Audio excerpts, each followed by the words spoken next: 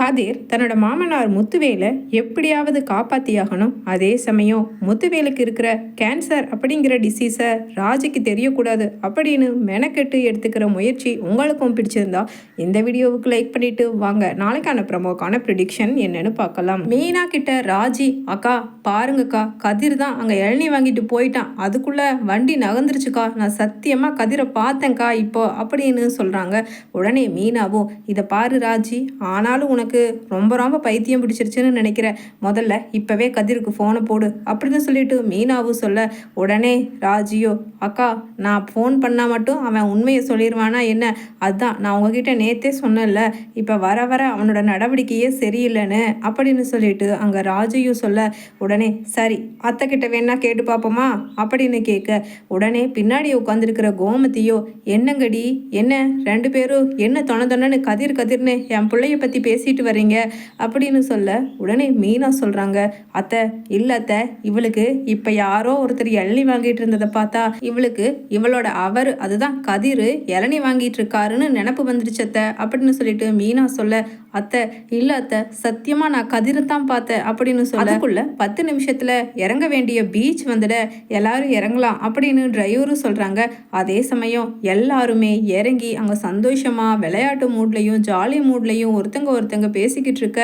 ராஜி மட்டும் நம்ம பார்த்தது கதிர் தான், இப்போ ஃபோன் பண்ணியே கேட்டுருவோம் அப்படின்னு கதிருக்கு ஃபோன் பண்ணுறாங்க. அதை பண்ணு முதல்ல, இதைத்தான் நான் அப்போவே நம்ம பஸ்ஸில் உட்காந்துருக்கும் போதே சொன்னேன் மேடம் அப்படின்னு சொல்லிட்டு பக்கத்தில் கை கட்டி மீனாவும் நிற்க, கதிருக்கு ஃபோன் பண்ணுறாங்க ராஜி. ஃபோனை எடுத்து பேசுகிற கதிர் சொல்கிறாரு, என்ன ராஜி, என்ன எதுக்கு இந்த நேரத்துக்கு கூப்பிட்ருக்க, நான் தான் டிரைவிங்கில் இருக்கேன், ஃப்ரீயாக இருக்கும்போது நானே உனக்கு கூப்பிட்றேன்னு சொன்னல அப்படின்னு கதிரும் சொல்ல, உடனே எனக்கு அப்போவே தெரியும் நீ இந்த மாதிரி தான் என்ன கடிப்பேன்னு தெரியும் கதிர், ஆனாலும் என்ன பண்ணுறது, நான் கேட்க வேண்டிய ஒரு சூழ்நிலையில் மண்டையே வெடிச்சிரும் போல் இருக்குது, அதனால தான் நான் ஃபோன் பண்ணேன் அப்படின்னு மனசுக்குள்ளே நினச்சிட்டு, சரி சாரு இப்போ எங்கே டிரைவிங்கில் இருக்கீங்க, எந்த ஊரில் இருக்கீங்க அப்படின்னு கேட்குறாங்க ராஜி. உடனே கதிரோ, என்ன மேடம் தான் சென்னை போயிட்டீங்கன்னா நாங்களுமா வேறு ஊருக்கு போயிருப்போம், இங்கே தான் குன்னக்குடியில் தான் ஒரு முக்கியமான பேசஞ்சரை ட்ராப் பண்ணுறக்காக போய்கிட்டு இருக்கேன் அப்படின்னு கதிர் சொல்கிறாரு. உடனே பாத்தியா நான் எதிர்பார்த்த மாதிரியே பொய் தான் சொல்கிறான் அப்படின்னு ராஜியும் மென்னு முழுங்கிக்கிட்டு இருக்க, கோமதியும் மீனாவும் ஃபோனை பிடுங்கி பேசுகிறாங்க. டேய் கதிரே, இவளுக்கு என்னமோ கிறுக்கு பிடிச்சி போச்சுடா, இவ 2 நாள் உன்னை பார்க்காம இருந்ததுக்கே பார்க்குற எல்லாரையுமே கதிர் மாதிரி இருக்குதுன்னு சொல்லிடுவா போல, பேசாமல் இவ அந்த பரீட்சையே எழுதாட்டியும் பரவாயில்லடா, நாங்கள் ஊருக்கு திரும்பி வந்துடுவா அப்படின்னு சொல்லிட்டு கோமதி கேட்குறாங்க கிண்டலா. உடனே ராஜியோ, அத்தை இல்லை அத்தை, பார்க்குற எல்லாருமே கதிர் மாதிரி தெரியல, அந்த இளநீ ஷாப்பில் நான் பார்த்தது கதிர் தான், கதிர் மாதிரி எல்லாம் இல்லை அத்தை, 100% எனக்கு தெரியும் அப்படின்னு ராஜி மறுபடியும் பேச, உடனே அம்மாடி கொஞ்சம் நிறுத்துறியா, இதை கேட்டு எங்களுக்கே போதும்னு ஆயிடுச்சு. டே கதிர், இப்போ எங்கடா இருக்க, இங்கே சென்னையில் எங்கேயாவது நீ இருக்கியாடா, இல்லைன்னு நல்லா புரிகிற மாதிரி அவள் காதில் உரைக்கிற மாதிரி கொஞ்சம் சத்தமாக சொல்லுடா அப்படின்னு கோமதியும் சொல்கிறாங்க. உடனே கதிரோ, என்னது நான் இளநீ ஷாப்பில் இளநீ வாங்கிக்கிட்டு இருந்தேனா, ஆமாம் நீங்கள் எங்கே இருக்கீங்க இப்போ அப்படின்னு சொல்ல, நாங்கள் இப்போ மகாபலிபுரம் பீச்சுக்கு பக்கத்தில் தான் போய் விளையாடலான்னு சொல்லிட்டு குழந்தைங்களையும் கூட்டிகிட்டு சும்மா டைம் பாஸுக்காக அதான் அழகு ஃபேமிலி கூட வந்திருக்கோம் அப்படின்னு சொல்லிட்டு அங்கே ராஜியும் சொல்ல, உடனே ஆஹா இவ கண்ணில் நம்ம நல்லா மாட்டிட்டோமா அப்படின்னு நான் தான் டிரைவிங்கில் இருக்கேன்னு சொன்னல, என்னம்மா அவள் தான் புரிஞ்சுக்க மாட்டானா, நீங்களுமா புரிஞ்சுக்க மாட்டீங்க, இப்போ பாருங்கள் சடன் பிரேக் போட்டு பின்னாடி ஒருத்தர் வந்து என்னை முட்டி இப்போ திட்டு வாங்க வேண்டியதாக போச்சு, கம்முனை கொஞ்சம் அவ்வளோ பேசாமல் வாயை மூடிட்டு இருக்க சொல்லுங்கம்மா, நான் இப்போ ஃபோனை வைக்கிறேன் அப்படின்னு அங்கே தப்பிச்சுக்கிறதுக்காக கதிரும் ஃபோனை கட் பண்ணிடுறாரு. அதே சமயம் இல்லைக்கா இல்லை, இந்த கதிர் என்னமோ திருட்டுத்தனம் பண்ணுறான், அவனை நான் விடுறதா இல்லை, நீங்கள் எல்லாருமே இங்கே நல்லா என்ஜாய் பண்ணிட்டு வாங்க, நான் அந்த இளநீ கடைக்கே போய் கேமராவை ஓப்பன் பண்ணி பார்க்க சொல்கிறேன் அப்படின்னு சொல்ல, உடனே பக்கத்தில் நிற்கிற சுரேஷ் சொல்கிறாரு, என்னங்க என்ன நீங்கள் என்ன சிட்டின்னு நினச்சிட்டிங்களா, இதெல்லாம் ரொம்ப இன்டீரியர், இங்கெல்லாம் சிசிடிவி கேமரா இருக்கிறதே ரொம்ப கஷ்டம், அதுவும் இப்படி நீங்கள் போய் அந்த ரோட்டோரமாக இருக்கிற இளநீ கடையில் சிசிடிவி கேமரா இருக்கான்னு கேட்டிங்கன்னா கண்டிப்பாக எல்லோரும் சிரிப்பாங்க அப்படின்னு சொல்லிட்டு சுரேஷும் சொல்ல, உடனே ராஜியும் தலை குனிஞ்சு அமைதியாக நிற்கிறாங்க. இருந்தாலும் பரவாயில்ல, இன்னைக்கு வந்து கதிர் அங்கே இளநீ வாங்கிட்டு போனாங்கிறத நான் எப்படியாவது உறுதிப்படுத்தி நீங்கள் எல்லாருமே என்னை தப்பாக புரிஞ்சுக்கிட்டு இருக்கிறத, இல்லை நான் கண்ணில் பார்த்தது கதிர் தான், அவன் என்கிட்ட என்கிட்ட பொய் சொல்லிட்டு தான் இருக்காங்கிறத நிரூபிக்காமல் விடமாட்டேன், என்னை விடுங்கக்கா அப்படின்னு சொல்லிட்டு அங்கே முன்னாடி வேக வேகமாக போகிறாங்க ராஜி. உடனே அங்கே பக்கத்தில் நிற்கிற கோமதியோ, ஏய் மீனா, என்னடி இவ, இந்த ஊர் வேற புதுசு, இவ பாட்டுக்கு என்னமோ கதிரை கண்டுபிடிக்கிற, 10 நாளாக அவன் என்னமோ திருட்டுத்தனம் பண்ணுறான்னு சொல்லி என்னென்னமோ பேசிக்கிட்டு பைத்தியம் மாதிரி ஓடுறா, போடி நீயும் கூட போ, அவளை எப்படியாவது பிடிச்சு கூட்டிகிட்டு வா, நாளைக்கு பேசாமல் ஊருக்கு கிளம்பிடணும், இன்னும் கொஞ்ச நாள் இருந்தால் நம்மளையும் சேர்த்து இவ பைத்தியமாக்கிடுவா அப்படின்னு கோமதியும் சொல்ல, உடனே மீனாவோ, ஏய் ராஜி நில்லு நில்லுமா அப்படின்னு சொல்லிட்டு பின்னாடியே ஓடுறாங்க. உடனே இப்படியே ரொம்ப தூரம் ஓடி எல்லாம் போய் அந்த கடையை கண்டுபிடிக்க முடியாது, இரு ஒரு ஆட்டோவை கூப்பிட்றேன், நானும் வர்றேன் மேடம்,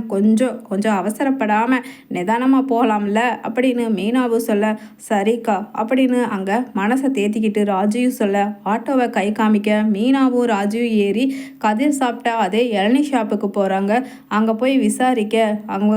என்னம்மா சொல்கிறீங்க, ஒரு நாளைக்கு எங்கள் கடைக்கு கிட்டத்தட்ட இந்த வெயில் காலத்தில் 100-150 பேருக்கு மேலே வர்றாங்க, நீங்கள் என்னமோ கட்டம் போட்ட சட்டைங்கிறீங்க, செவப்பாக வளர்த்தியாக இருப்பாருன்னு சொல்கிறீங்க, இந்த மாதிரி அடையாளத்தில் காலையிலேருந்து 10-20 பேர் வந்திருப்பாங்க, எங்ககிட்ட வந்து இப்படி கேட்டிங்கன்னா எங்களுக்கு எப்படியுமா தெரியும் அப்படின்னு சொல்லிட்டு சொல்ல, உடனே அங்கே ராஜியும் நெகத்தை குறிச்சிக்கிட்டு அப்படியே நிற்கிறாங்க. உடனே மீனாவோ, என்ன மேடம் கண்டுபிடிச்சிட்டிங்களா, கதிர் தான் வந்தாராங்கிறத பாத்தியா, அவங்களே சொன்னாங்கல்ல இங்கே சென்னையில் எல்லாம் அவ்வளோ சீக்கிரம் எதையும் கண்டுபிடிக்க முடியாதுன்னு, அதுவும் ரோட்டோரமாக இருக்கிற இளநீ கடையில் கதிர் வந்தானான்னு கேட்டால் உன்னை பைத்தியம்னு சொல்லிடுவாங்க, இதுக்கு மேலே இங்கே நிற்காத ராஜி, கிளம்பலாம் நட அப்படின்னு சொல்லிட்டு மீனாவும் மிரட்ட, உடனே ராஜியோ, அக்கா இல்லைக்கா, இந்த இடத்துக்கு வந்துட்டு போனது கதிர் தான், அவன் சென்னையில் தான் இருக்கான், எங்கே இருக்காங்கிறத கண்டுபிடிக்காம இந்த இடத்த விட்டு நான் வரவே மாட்டேங்க்கா அப்படின்னு சொல்லிட்டு அங்கே ராஜியும் சத்தம் போட்டு பேசிக்கிட்டு இருக்காங்க. உடனே கடைக்காரரோட மனைவி வந்து, இந்தாங்கம்மா, இதில் ஒரு ஃபோட்டோவில் அதான் அவரோட பேன் கார்டும் டிரைவிங் லைசன்ஸும் இருக்கிற ஒரு கவரை இங்கே மிஸ் பண்ணிட்டு போனார் ஒரு தம்பி, நீங்கள் சொல்கிற அடையாளத்தில் தான் அவரும் செவப்பாக வளர்த்தியாக கட்டம் போட்ட சட்டை, அவராக இருந்தால் கூட இருக்கலாம் பாருங்கப்பா அப்படின்னு சொல்லிட்டு அங்கே கடைக்காரரோட மனைவியும் அந்த கார்டுகளை காமிக்க, அதை பார்த்த ராஜி அதை பார்த்துட்டு இவரே தான் அப்படின்னு சொல்லிட்டு ரொம்ப எக்ஸைட்மெண்ட்டில் சத்தம் போடுறாங்க. மீனாவும் பார்த்துட்டு, ஆமாண்டி, நீ கூட ஏதோ கிறுக்கி கணக்காக உளறிக்கிட்டு இருக்கேன்னு நானும் நினச்சேன், கதிர் தான் இங்கே வந்துட்டு போயிருக்காரு, அப்புறம் எதுக்கு உங்ககிட்ட போய் சொல்லணும் அப்படின்னு சொல்லிட்டு மீனாவும் ஷாக் ஆகி பார்க்க, உடனே ஆமாம் இவர் எங்கே இருக்காரு தங்கி இருக்காருங்கிற அடையாளம் ஏதாவது தெரியுமா உங்களுக்கு அப்படின்னு கேட்க, உடனே அந்த கடைக்காரர் சொல்கிறாரு, அம்மா இவங்க வெளியூர்காரங்களாக இருந்தால் இங்கே பக்கத்தில் 2-3 ரெசார்ட் இருக்குமா, அதில் தான் ஏதாவது தங்கி இருக்கணும், நீங்கள் வேணும்னா இதை எடுத்துகிட்டு போய் என்கொயரி பண்ணி பாருங்கள், கண்டிப்பாக அதில் ஏதாவது ஒன்றில் தங்கி இருக்கிறதுக்கு நிச்சயமாக சான்ஸ் இருக்குது அப்படின்னு இளநீ கடைக்காரரும் சொல்ல, உடனே சரிங்க அப்படின்னு சொல்லிட்டு மீனாவும் ராஜியும் அங்கே இருக்கிற